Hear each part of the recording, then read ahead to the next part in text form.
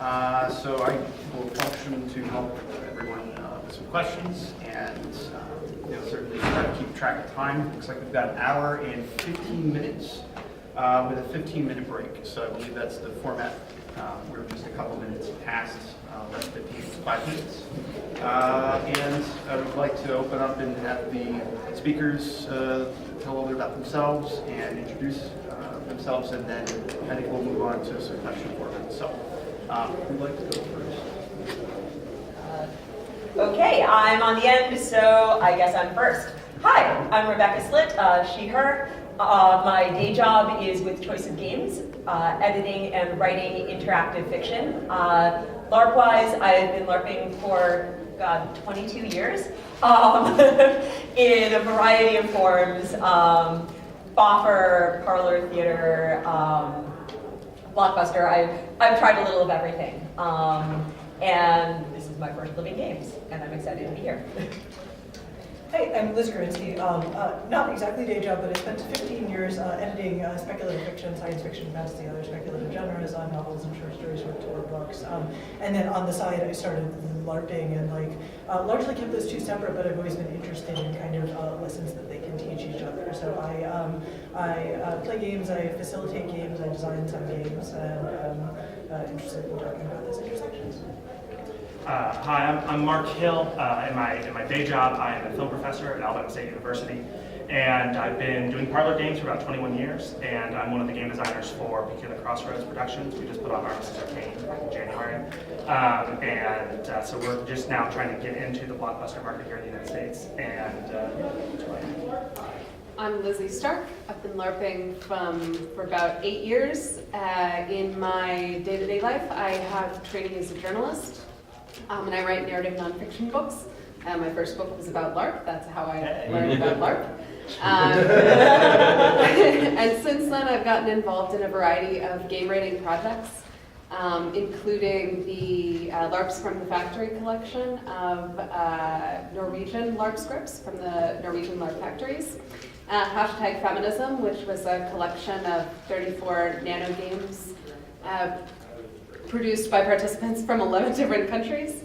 And then I believe Rebecca and I helped edit Emily Caraboss's romance trilogy. Yes, we collaborated from afar. Yes.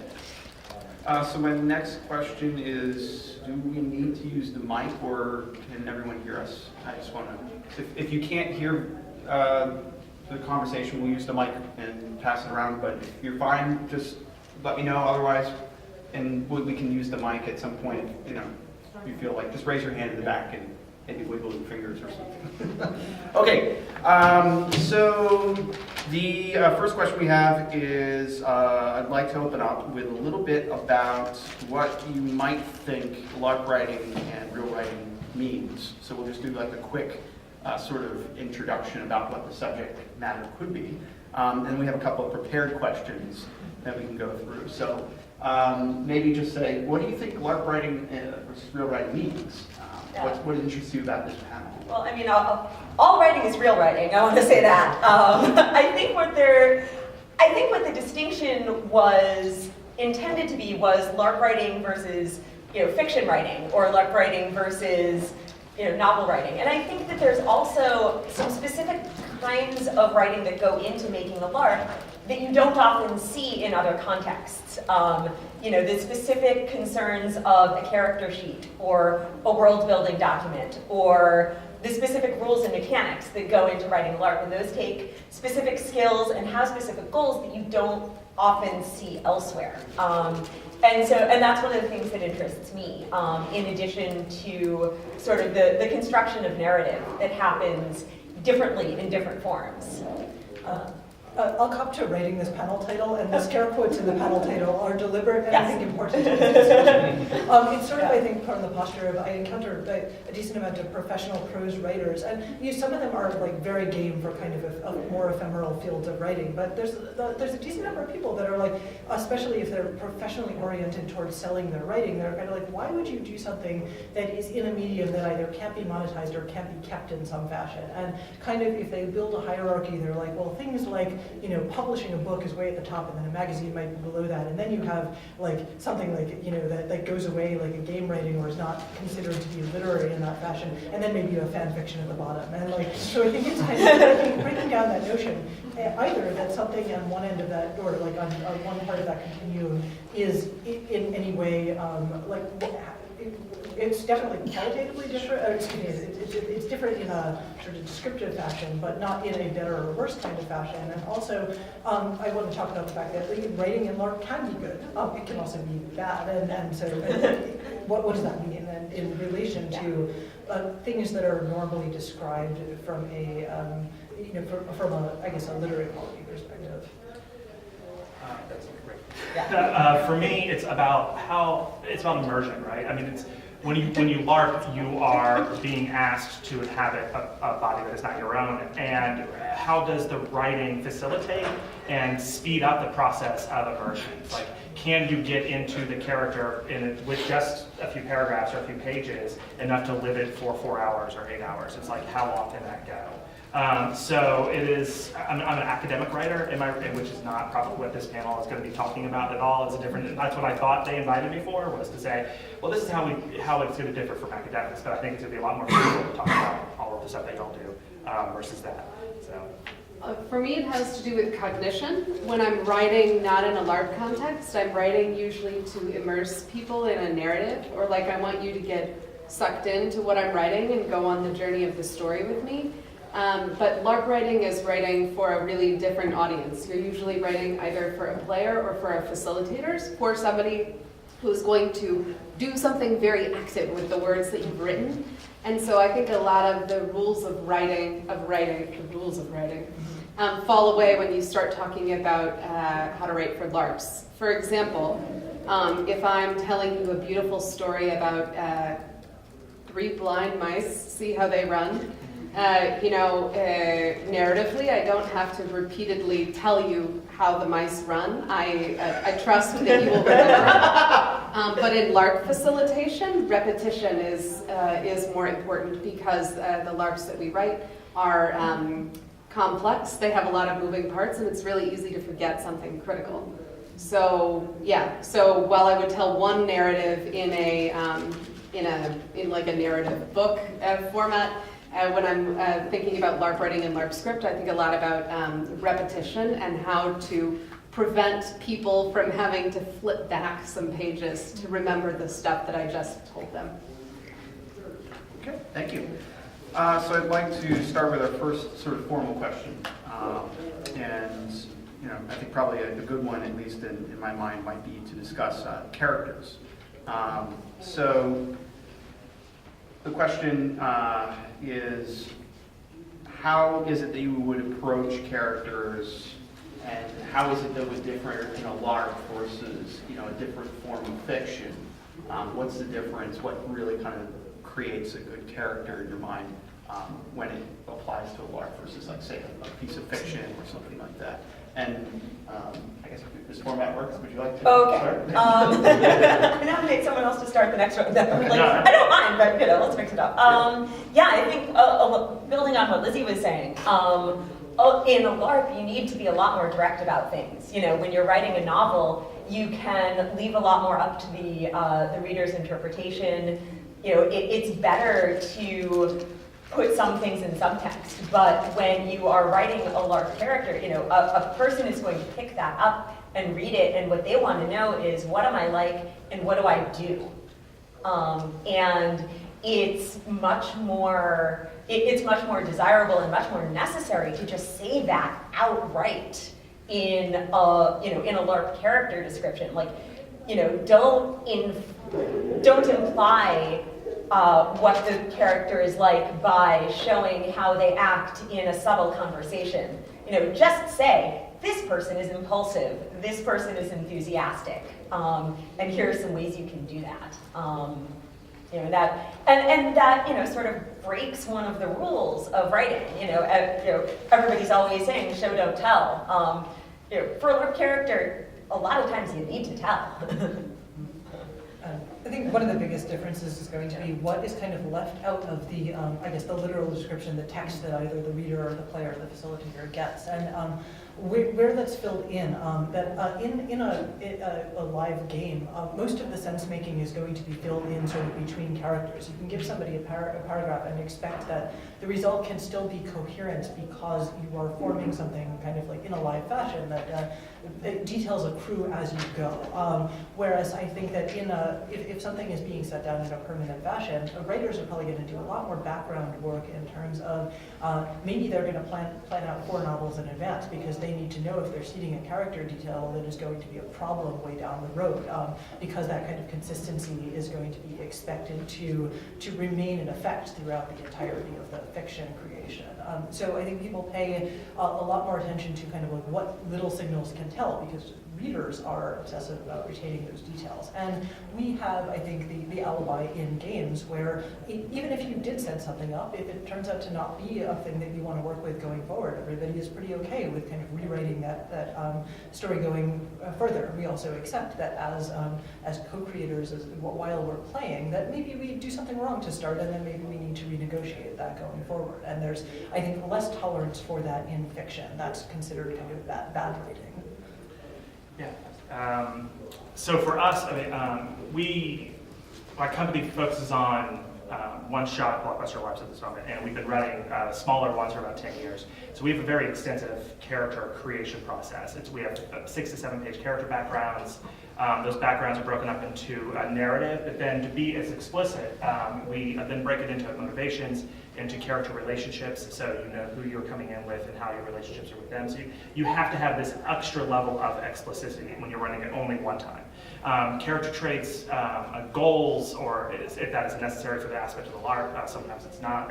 The game we just ran, we removed goals entirely because we just wanted them to feel the trauma that we were inflicting upon them.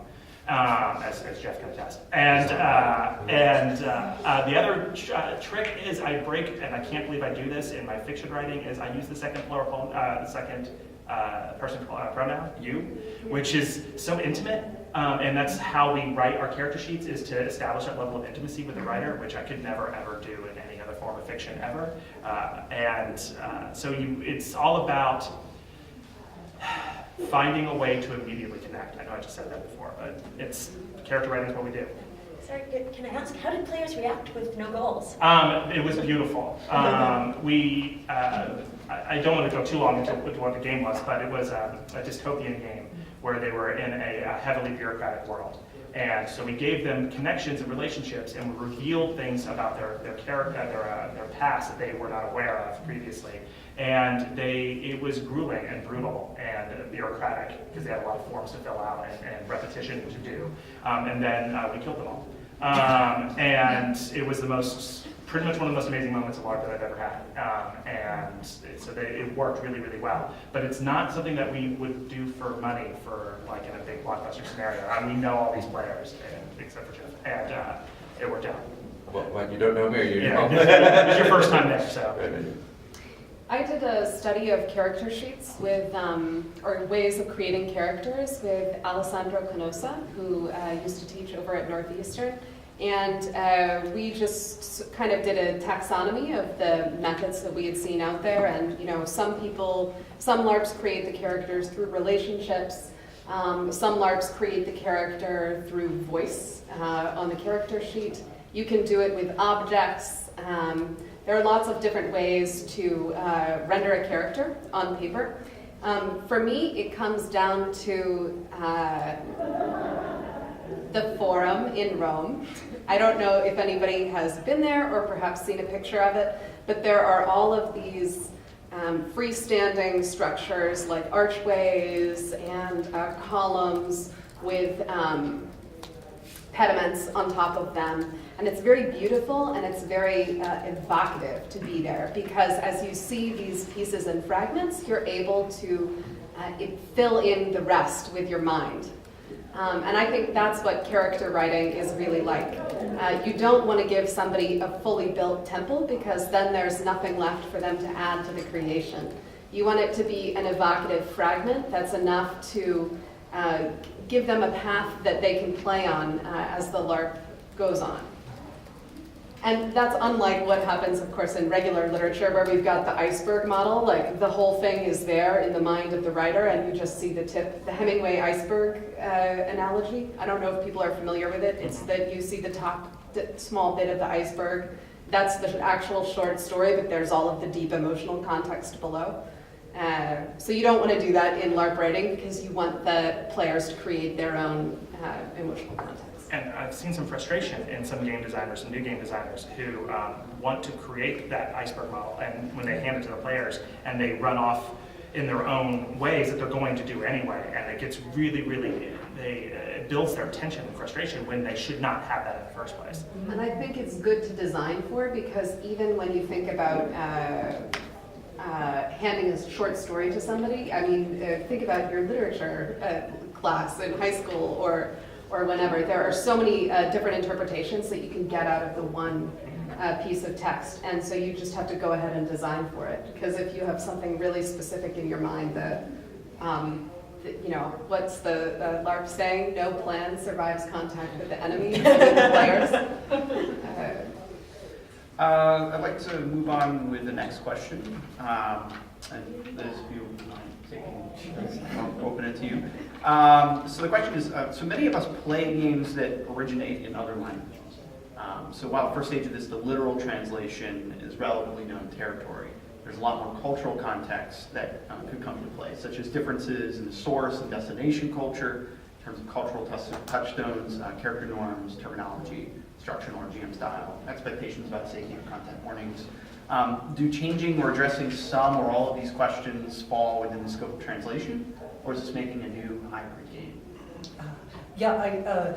This is a case where I have totally different philosophies in terms of, I guess, games and fiction. And I think that one of the distinctions that I'll draw there is that in a document that is finished, such as a book, I think that there's often my preference there is to have it be a direct preservation of like kind of all the values of the originating culture, so that you try to get as close as possible, maybe explain some things to bridge the gap, so that people are getting kind of an authentic document. And then when I maybe came into thinking about games in a similar fashion, but then when you're actually running something and you're thinking about, I know my home playgroup really well. I'm taking a game that I know it worked, and I definitely like this game, so therefore I respect the designers and want to respect their vision.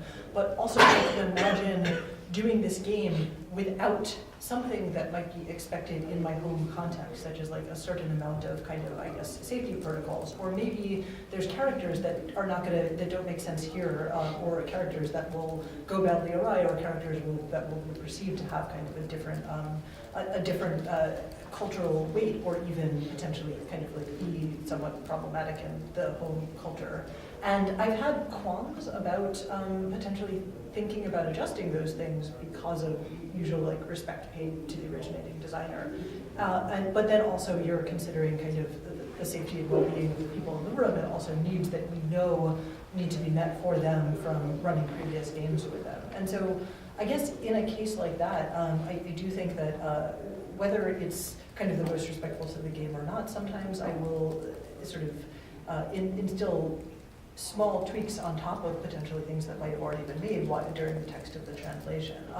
I don't know if it's the best solution, but I think in some ways, like getting the games out is kind of probably priority number one, and then trying to make sure that it's as good an experience as possible for your players is priority number two. And so I think bringing anything over in a game context is a careful balance of those to start, and then you can figure out, like, maybe explain the changes that you've made in order to, if that's the thing that players are interested in, but hopefully that's defensible to the people whose games we're bringing over.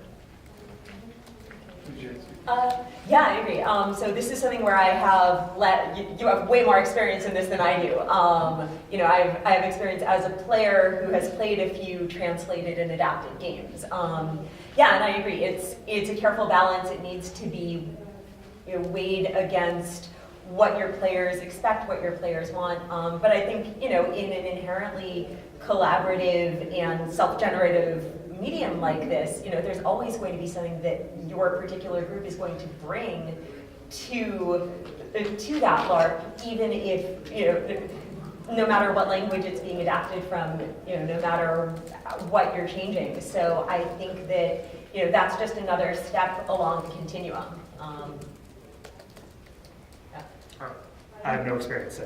I think Yeah. player culture usually trumps what's on Yeah. the page. Yeah. And so unlike in regular writing, where you want to leave something to the imagination, in like a LARP script, I try to leave nothing to the imagination and to describe things really exhaustively. Because people who already know exactly what, say, the bird in ear technique is, will just skip that section. But people who are new to the hobby, for example, or people for whom the technique is new, need a really specific description. I'm also easily confused, so I have the experience when I read LARP scripts of not understanding the procedural directions and wishing they were spelled out more.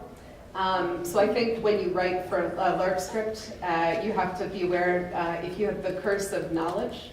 Are people familiar with this phrase? Yep. The curse of knowledge is that you forget what it's like to not know. Yep. So you got to put on your don't know ears or eyes or Brain. brain. Okay, so the next question, start with I'll do my best. Okay, all right. Translation. Facilitators in the writer's seat. Okay. So basically, sometimes a game script doesn't work for its intended play conditions. It might run too long or too short. Maybe has too many characters or doesn't fit with the space. Sometimes facilitators can address this by changing the material quite a bit. Are these material changes to the game as written an unfair representation of the game or writer, or is it all in the spirit of the emergent play? Well, we're in a position where we pretty much don't tend to run things more than once. So we often are emergent every time we play. So every time we run, we're looking to find out how is the game going, how is it happening, how is it feeling, is it accomplishing what we want. When we do our game design, it's always fluid enough to be able to alter on the fly. The few times that we have tried to run it more than once, we hit that curse of knowledge issue. Is we walk in, this is when we were really, really early game designers, and we were walking into playing it with strangers as opposed to the people that we tend to run it for. And up until we did Armistice, we continued to stop wanting what we had already had, and that was really, really tripping us up. So when we took our smaller game Armistice into a bigger game, we threw all of them in there. We're much older, much more wiser, and just let them have what they had. And if you build in that fluidity, if you build in that moment of wanting your players to enjoy the moments as they're crafted, but still have the game design be such that you can tweak it and alter it on the fly, that you can make it happen in the moment of the game. I think this gets at the question of skilled facilitation. Skilled facilitators can make a huge difference in how a game goes. And so I think there's a question of how do you help someone be a skilled facilitator in the text? And for me, I've spent a lot of time thinking about this. I want to hand off all of the subtle, people manipulating tips that I've acquired over years of practice facilitating to the reader, but this is actually quite overwhelming, I think, for people who are new facilitators. And so you end up with a cognitive load issue in the text. Are you going to try to explain everything you know, understanding that probably the people who need those tips the most will not be able to hold everything in their mind? These games are complicated. People facilitating them really just need to understand the basic concept. So I think that's a part of the process where I tend to try to do the most editing. I'm a maximalist in giving these tips, and I think it doesn't serve the game texts that I have written. So if anybody has tips on how to figure out what's helpful and not helpful, I would be very interested to know. I think this can have a similar balance in terms of preserving authorial intent versus playability as the kind of translation question. But the advantage, I think, often in games that sort of come from like our home culture or adjacent to that is that we often have access to the designer. And so when I was starting to facilitate, I was really nervous about kind of any change that I would make. And so I had a few experiences where I luckily be able to be in contact with the designer and be like, hey, here's a thing that I'm considering, is this okay with you? And I would say the majority of the time, people are like, if you're like, this is what I need to run it at home, like in our home culture, we have a decent number of non-binary players, we would have a decent number of, maybe we would have kind of like more women-identified players than male-identified players, and sometimes the choice would be, or people that don't want to play straight romances, things like that. And like, if we're encountering the question, and we go, if I go to a designer and be like, would you rather us not play this game, or would you rather us tweak this thing? Most of the time they would fall on the side of like, make this a game that your players can play. And so I think that I've become a little bit more liberal in like being willing to do that in hopefully a caring fashion. I guess one thing that might be useful in a LARP context is like, maybe designers being kind of aware of that variability, and maybe even if they have a particular thing that they think is really central and important and they don't want changed, flagging that versus, these are the adaptations you can make to this game that I feel safe and secure with and are not going to mess with the play experience. That would be, I think, a really helpful thing for increasing that scope. Yeah, there's a similar conversation going on in tabletop RPG design. A lot of designers are very invested in players following the script. You know, don't make any house rules. If you change the rule, you know, this is the game I wrote, and this is the game I want people to play. Whereas others are, no, do what's most fun for your group. If you want to make house rules, go make house rules. It's cool, and you know, a lot of designers fall anywhere on that continuum. And you know, I follow with Lizzie. You know, whatever is most fun for the players and whatever is most comfortable for the players. You know, that should be the most important thing. But I think it's also interesting to read these game texts as texts. You know, to see what the original intent was, to read them as products of the author's personal creativity and the culture in which they were created. You know, my previous day job, I was a history professor, and you know, was reading medieval texts as products of medieval culture. And so I think it's really cool and valuable to read game texts as products of their culture and to see what cultural assumptions are embedded in those texts, which does not always match the cultural and personal needs of the people who are going to be playing them. And so it's also valuable to have that flexibility to adapt on the fly if, you know, okay, so we're in a space, we're playing a game that was meant to be played in 2 rooms. We only have 1 room at this convention. Okay, what can we do? Or, you know, we have a certain number of players who are not comfortable enacting this element of the game. Okay, let's make it fun and comfortable and safe for these players. And I think both are valuable in different ways. Great, thank you. So I'll ask another question, and maybe we want to do a little break, you know, 5-10 minutes or something. People need to stretch their legs and just kind of get up if we want. And then we'll come back to some more questions. But the next question I have is, Lizzie, if you don't mind starting, is it good fiction or does it matter? So the question is really, you know, if you're looking at settings and plots that might seem, you know, sort of derivative, might be like Tolkien-esque or, you know, sort of medieval. You know, is it maybe are there like pros to covering that familiar territory, even if the material seems like it's kind of in mind, you know, or there's cons? And you know, is there a shortcut to the characterization of this kind of writing that really differentiates itself from, like, say, the real writing versus the LARP writing in that space?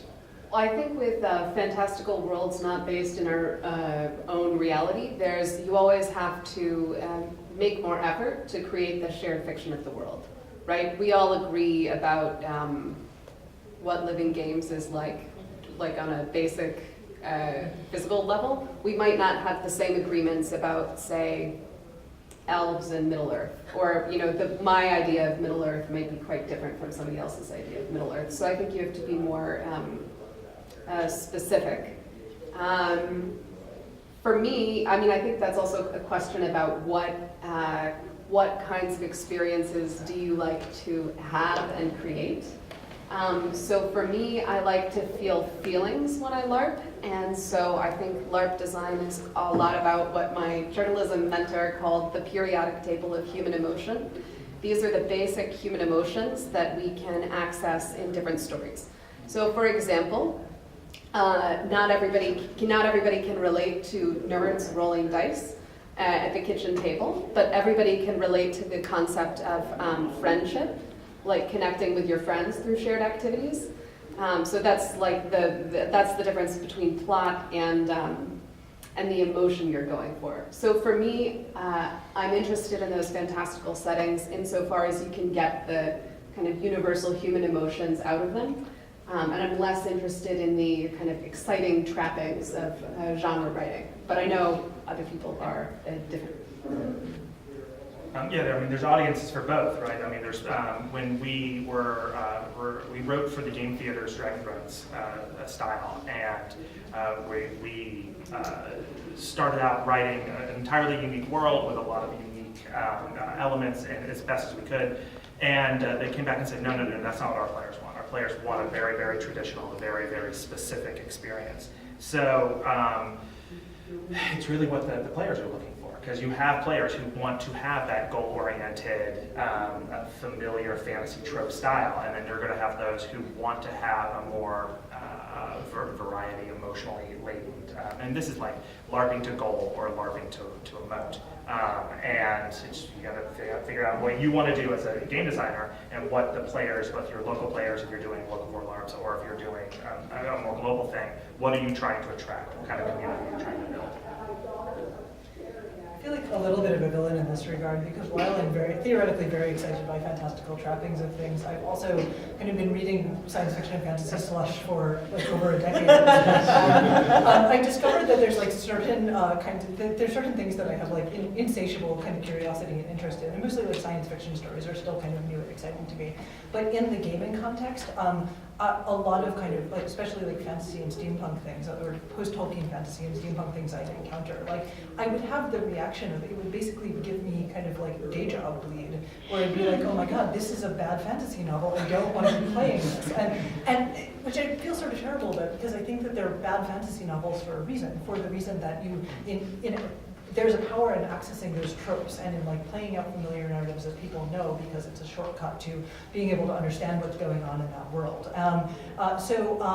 It's kind of it's not the kind of thing that would be original enough to be kind of like lauded as a new voice in a fictional sphere, and it is still perfect for a LARPing context. For me, the solution was basically never play those types of games, because it wasn't offering something new and exciting for me in a fictional space. That doesn't mean that there's not lots of people out there for whom it is kind of, that sort of like 101 level fantasy or steampunk fiction or whatever is exactly the thing that they want. Yeah, again, I guess it's like the lie there is the distinction between bad or good per se, rather than like who is the intended audience here. Yeah, and another advantage that the worlds that feel like other worlds have is it reduces the upfront research that a player has to do. One of the, getting back to character sheets and things like that, for a LARP, so when you have a novel, you can have a super complex world. It's, if it's fun for you, you can have the kind of giant 500-page book where you're always flipping back and forth to the glossary and the list of characters. And some people love that, and you can totally do that with a novel. It's so hard to do that with a LARP. You're supposed to be up on your feet and, running around in the woods fighting orcs, or going in this elaborate ballroom with the nobility of 3 different fantasy nations, and you can't stand in the middle of the ball flipping to the glossary. So one of the things that is helpful for players is to reduce that cognitive load and to make the amount of information they need to hold in their heads more manageable. And one of the shortcuts to that is by giving them a world that reminds them of another world. Elves and dwarves and orcs, okay, they get that. And so then they can devote that part of their brain to, maybe digging deeply into their characters, or figuring out the various houses of elven politics so that they knew who to talk to at the fancy noble ball, or something like that.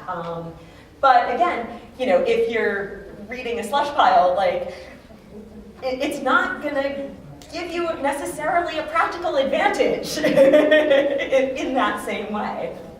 And one of when you create unique worlds, we try very hard to minimize the literature necessary to get into that unique world. But even if it's only a handful of pages, there's still players who even that is too much for them. Yeah, absolutely. And so it's learning exactly how much you need to provide to get the inroads is very tricky for almost anything.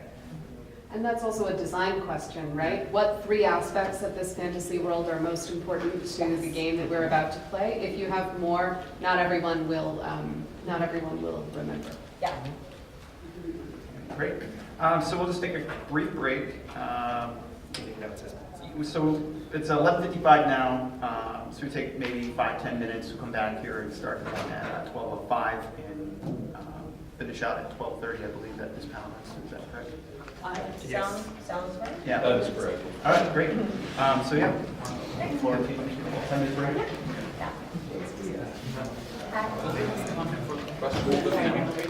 Of course. I think probably 15 minutes is good. Sure, we'll see. But all right, welcome back. We're going to maybe field a couple more formalized questions and then open it up. And if anyone wants to ask them, focus on this roundtable some questions, please feel free. And I guess let's see what we want to do here. So we talked a little bit about characters. We talked a little bit about translation and fiction. Maybe a good next topic would be a question about adaptation and IP. So this I think is one of the major things that comes up is you want to try and translate something that's well known. How do you approach that? Because you're working with another writer's material. So anything from the official licenses to contacting the author for informal permission to not say anything at all. But what is the responsibility to and best practices for the sources of inspiration that you want to try and maybe do some Larp writing for? I guess perhaps Mark, you want to start? I have probably the least amount of experience since we only write original IP. Okay. And the reason we only write original IP is we feel that it's ethical that you must seek out permission, at least in our stance. So just to avoid that, we're very aware of the ethical issues that have arisen in Larp in the last 20 years or so. So we feel like you need to address directly to the creators that you're going to be using their work in an original form. So that's why we just focus on our original IP. I'm sure everybody else here has actually had actual experience with that. So. Not so much. So I guess I can talk about this from sort of both sides of the fence. And what I've encountered is both a lot of, so the game designers who are designing things that are based on stories or novels or stories or something in some degree, and often that information is kind of stuff. Like I'll hear about a game and it has a different name, and then like I'll talk to the designer and they'll be really excited to be like, and also it was inspired by this book. I'm like, oh, interesting. Does the author know anything about this? Is it acknowledged anywhere in the text? And often it isn't. And that's kind of interesting because I think in some ways often that having that sort of self-inspiration is, that does seem slightly problematic to me from the perspective of like that I feel like crediting ideas in some fashion, especially if you're cognizant of it, is the best way to go. And then, like, from that perspective, I've also talked to authors who find out that a game has been created around their work, and sometimes they're incredibly excited and, like, really pleased, and, like, they're like, oh my god, how did I not know about this? I want to play immediately. I want to know everything about it. So that's like, sort of the ideal state in which you can, like, make something inspired by an author and credit them, and, like, then they're really happy that something has been made and is, like, living based on their work. The problem is kind of the failure mode of this interaction in which you as a designer get really excited by a source of inspiration. You want to credit it, and then like way down the line, you're like, oh my god, I've made this thing that I'm like really excited by, and then they're like, and you're kind of like, can I do anything with it? Or whether that's, can I sell it? Can I run it? Can I use this name? And then they're like, I need to either check with my agent or check with my lawyers or see what the terms of my contract are. And then sometimes you run into the notion of that like the legal architecture surrounding that is extremely protective of anything surrounding the IP. And that might be, we can't let you make a tiny analog game that you're running for 6 people about this work because it's possible that a major motion picture studio will want to option it down the line, and they'll view that as a competitive thing, and they'll have to like sculpt your tiny game out of existence. I would say that by and large, like most authors are still friendly to the idea of working with this to the greatest extent possible. And at the very least, they're not going to sick their legal team after the person making the tiny game. They might say, probably don't use the same name, so this is not like findable by the movie studio who wants to option my work. Hopefully that they'll wind up in that space. So I think that like, I guess this is one of those things where it's like you have good and bad gossip chains, and like maybe finding out, if you could find something out about like the person whose IP you're potentially trying to use and see, might they be receptive to this? Is it like a friendly, cool person? Can you approach them at a bar at a convention? All of this is easier for people that are kind of like either co-located with the author or just feel like they can have the confidence to do that kind of thing. And I recognize it's not an option for everyone. And I also don't know what to advise people who have been in the position of like, you need to stop making this thing that you've invested some time in. That's a really tricky problem. So I think if you're going into an adaptation site, approaching it kind of maybe with the awareness that you want to do some sort of due diligence early in the process so that you can figure out how you're going to proceed before this is like a vast labor of love that you put a huge amount of time in is probably the best way to at least start out. Yeah, and if you do find out that there are issues, follow through with whatever restrictions that you have. So, one of the Larp groups that I've been working with is New World Magiscola, which is a wizarding university that has houses and spells and colors and things that has to be really, really careful not to be too similar to another wizard school with houses and colors and things. And this also gets back to one of the topics we were talking about earlier, where worlds that were inspired by other worlds. On the one hand, it makes things a lot easier for the players. Like, oh, we get how this wizard school works. But there's the extra, the extra cognitive work of saying, oh no, but we can't call anybody muggles, and we can't cast Alohomora. We have to cast something else. So there is that fine line to walk in that respect as well. I think the words inspired by are great. Yes. And I also think that when you're considering setting something in a world that perhaps is inspired by another world, it's also important to think about what the emotional core of the story is. Yes. The emotional core of Lord of the Rings is friendship in the face of overwhelming odds. And you can make a game set in a fantasy world that is about that without also being, without cribbing too hard from the actual text. Okay, so I wanted to try and give some time for questions. Looks like we have about 15 more minutes. So if you want to ask a question, just raise a hand, and I guess I'll try and take it in order from when I see the hands come up. Yes? This goes back to your character creation and character sheet discussion. You were talking about writing character sheets specific to each individual, I believe, as I understood what you were saying. Do you do any work with group character creation, allowing people to make their own characters in their groups and use group character sheets instead of individual character sheets? I have some thoughts on this. Go crazy. I have two sets of thoughts. One, I try to avoid customizing character sheets to individual people because it's designing my process, like my time and energy as a facilitator, and I prefer to have more time to spend on other areas. I also think that having some open-ended bits of the character creation process or creating with groups can be done and has been done very successfully through runtime workshopping. In which case you aren't designing the actual groups or the actual characters, you're designing the exercises that will force the players to come up with all of the fiction you could have written. Only now they'll remember it better because they created it instead of you creating it. We have the opposite process in that one of our core game design concepts, and it's not for everybody, and that's totally fine, is we put the game in the character sheets. We call our design wind-up, so we set the plots and the emotional resonance in those sheets that we craft. And then we have to facilitate very little during the game process because we just set it up and then it goes on its own. And then we kind of guide it on the sidelines as little as possible. So when we do that, we can't do it by group character sheets. Now, we don't, while our character sheets are somewhat lengthy, usually about 2 pages of character background and then like 1.5 pages of motivations and goals and concepts and that kind of stuff. We do allow, we don't craft every aspect of that character. And we create groups, our particular game part right now, Armistice has factions. So we have faction space for characters to come in and create in the months leading up to the game. Anything that doesn't contradict anything that we wrote for them, they can just go. They can create their own connections and their own friendships and their own enmities. And then we also try to get some cross-factional enmities as well going on, just to get the game's politics a little bit heftier than us.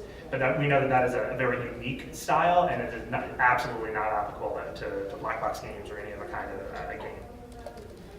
I err on the side of runtime workshopping, but I think it's useful to be aware of the tension lines that might either separate or bring your characters together and give them an opportunity to explore that so they have both allies and foes within the space, if that's not been explicitly written down. Yeah. Yes. Next question. I'm wondering what your thoughts are on the translation of games and particularly like how games play out into novels, right? So I'm thinking of like The Expanse, which is inspired by like a long-running role-playing game campaign that the authors were involved in. So I'm just wondering if you have any thoughts on, you know, how, like, examples or how that might work. Well, we're friends with a couple of game designers, RPG designers, and they are very excited about the idea of grabbing unique IP and then bridging that over into the RPG scenario. Daniel Lazan, a few others. So my experience is something gets created and then there is space to make that into a game. I'm certain that Liz has a million examples of this that are the opposite. I actually feel like I should, but I bemoan the fact that like a lot of my writing friends and my gaming friends is like a largely disjunct group. Interesting. And so yeah, I haven't talked to like the Daniel and Ty specifically about like The Expanse, and I didn't even know that. But I think that people kind of maybe a lot of writers that I know sort of view their gaming, if they do it at all, as a kind of like loosening exercise. Like this is a casual thing that they don't have to worry about as much. And maybe it turns some wheels, but it's not necessarily something that they directly turn into their books most of the time, though I'm sure it happens. Yeah, I've talked to some writers and some editors who have dealt with stories that have gone from RPG in some form into novel. And yeah, there are actually some specific recurrent things that you have to deal with in that. You know, I've talked to some editors who say, like, they can always tell when a book has been brought in from a tabletop RPG because, you know, there's buckets and buckets of world building, but hardly any characterization. And that's because, you know, as a tabletop GM, you know, or as a Larp GM, you're not the one writing, you're not the one being those characters. It's not in your head, it's all in someone else's head. And so the most successful adaptations are the ones that actually do a lot of heavy editing and a lot of changing from the original source material. You know, you're writing the characters so that they're all coming from the author's head. You're heavily restructuring the plot because, you know, if you've ever GM'd anything, you know that the players will not follow your nicely organized narrative beats. The players will go off and do their own thing. As a novelist, though, you need to, you know, make a much more organized structure. You need to make things, you know, this event leads to another event. They don't wander around in the woods picking flowers for 3 sessions like your tabletop players did, you know? One tiny thing that I Yeah. just add is a reverse example, actually. It's an author who started role-playing games within the world of her novels. And so she talks about, she has like a forum in which she directly communicates with either, and does maybe like live role, or like, you know, Skype role play with people that are playing within her world.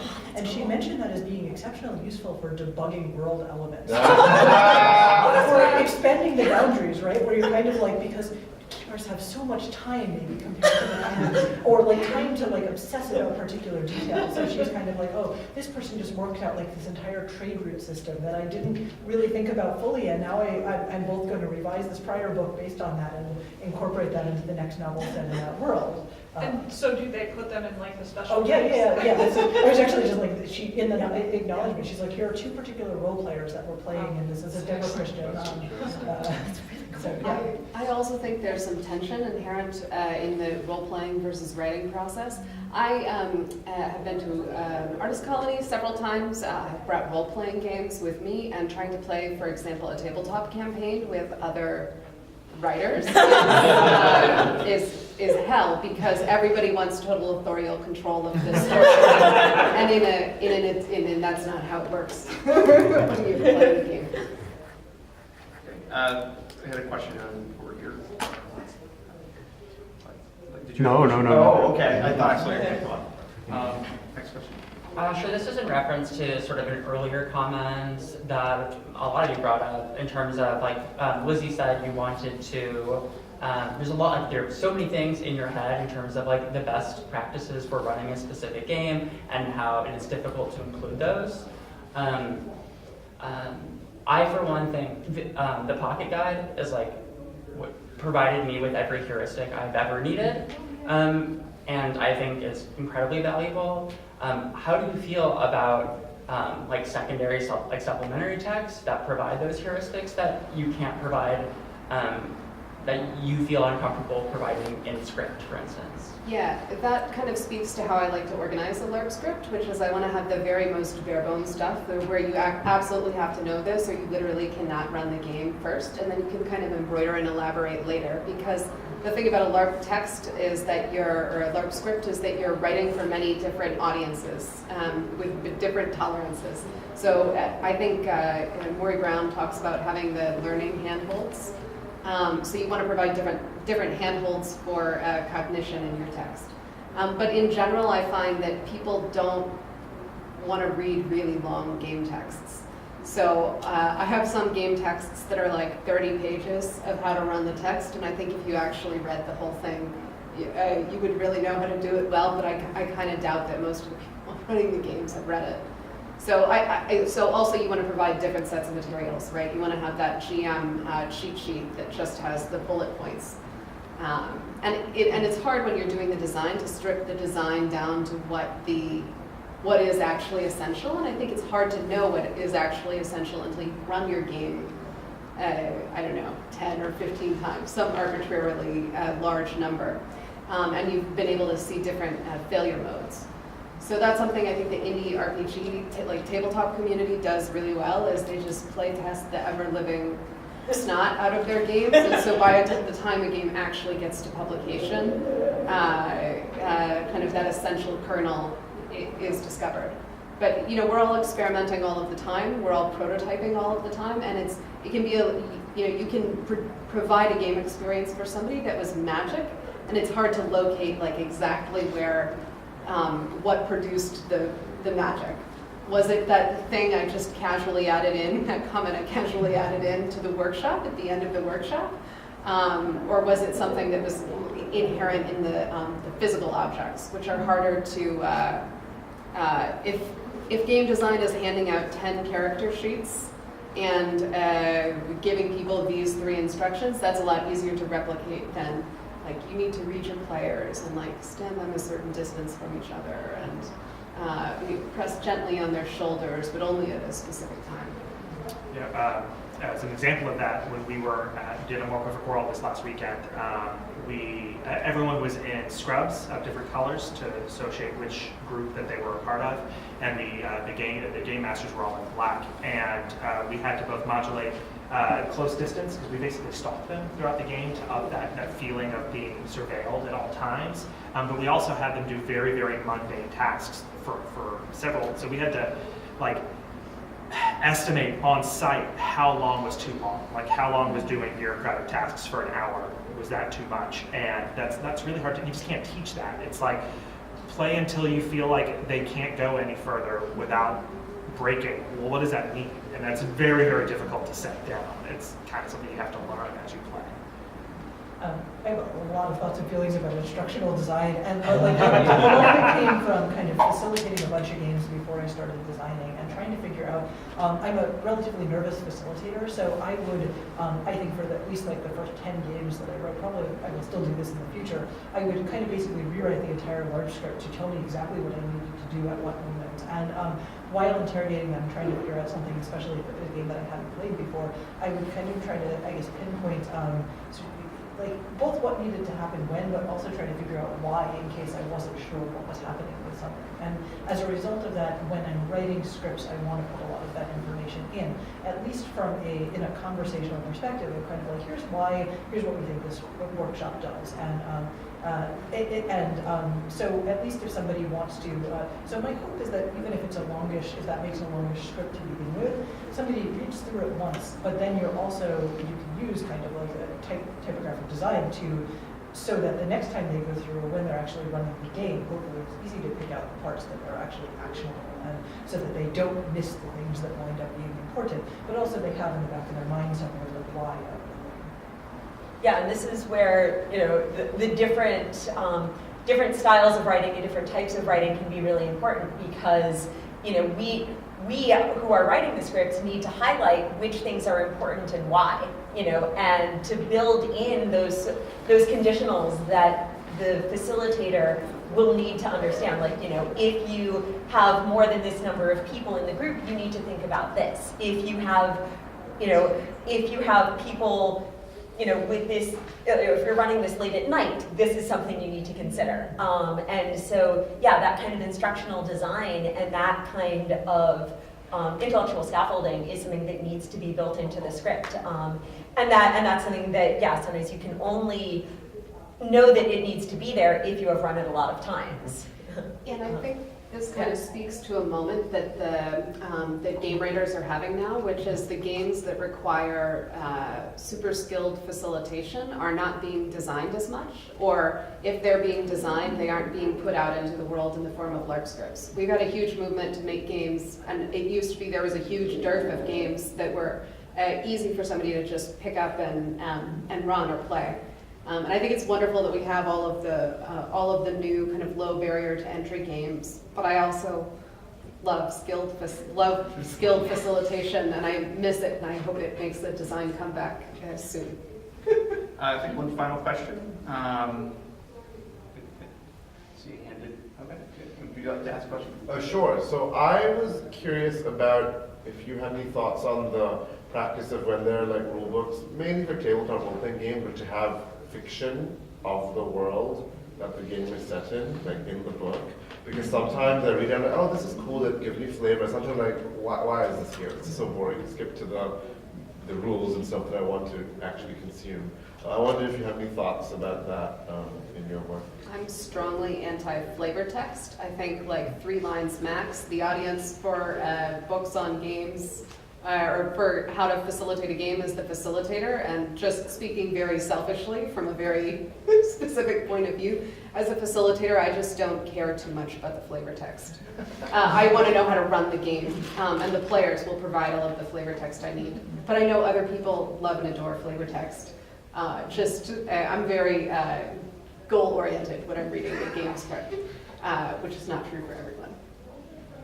On game scripts, I think I entirely would agree with you on a Larp script, but like as a fan of RPGs like you, I only like it when it's well done. And so I could really get into it, but there's some very popular game companies who do not have well done flavor text, and I just hate it and want to get past it. When I was a kid and had absolutely no discrimination what I was reading whatsoever, I'm sure I read at least like 3 or 4 Magic the Gathering tie-in novels. I understand that there's a place for that, but I don't know if that's something that I'd pick up and think of as like a skilled text now. And so maybe, I guess the question for that is like, is it a thing that can be good and evocative? Yes, but it's also got to be good writing. And maybe to figure that out, you have to, this is like a kill your darlings kind of thing, where if you as a creator are kind of like, you're going to find your friend that's never written a short story before and get them to write a short story in that world, make sure it's actually good. Like, and some snobbery is coming into here, but like, writers who are writing fiction to start with have an intense workshop rejection iteration process that they go through, and it produces results for and so like having somebody read it that either comes from the fiction world or is a maybe like a measurable good writer to some extent would be probably, or even like finding writers to write your stuff, like that's one option. Yeah, no, I think it is an instrument like any other part of the writing within a game text. You know, it should be there to serve a purpose. And, you know, it could be to, you know, set the mood of the game world. It could be there to give an example of how a scene plays out. So yeah, it should be well written. It should be written in a way that achieves its goal, and it shouldn't get in the way of telling the players how to play. You know, like getting back to character sheets, you know, don't give me a character sheet that's all a poem. You know, I want to know what I'm like and what I'm supposed to do. But if there's a character sheet that, you know, includes a poem that my character has written, or a poem that, you know, is really important to my character's culture, like, okay, that tells me something. That's important. And yeah, you use actual writers, use actual fiction writers, and get an editor's eye on that so that someone, you know, make sure that other people have looked at it and understand what it's trying to do. Yeah, we're fortunate. 2 of us on our writing team are English professors, and then another one is a copy editor. So, Yeah. Any final thoughts from any of the folks on the round table that you might want to discuss? Anything to the audience before we close? Or I just want to say, I hope you write lots of game texts and share them, because the world needs more games and more, and really specific facilitator instructions for me. I came here to talk to people, so please just keep talking and grabbing. And let's ask questions, and I'll try to do that for y'all. Yeah, write more, play more, read more. Read the scripts for the games that you've loved and see what you can find in them that you love, and make games like that.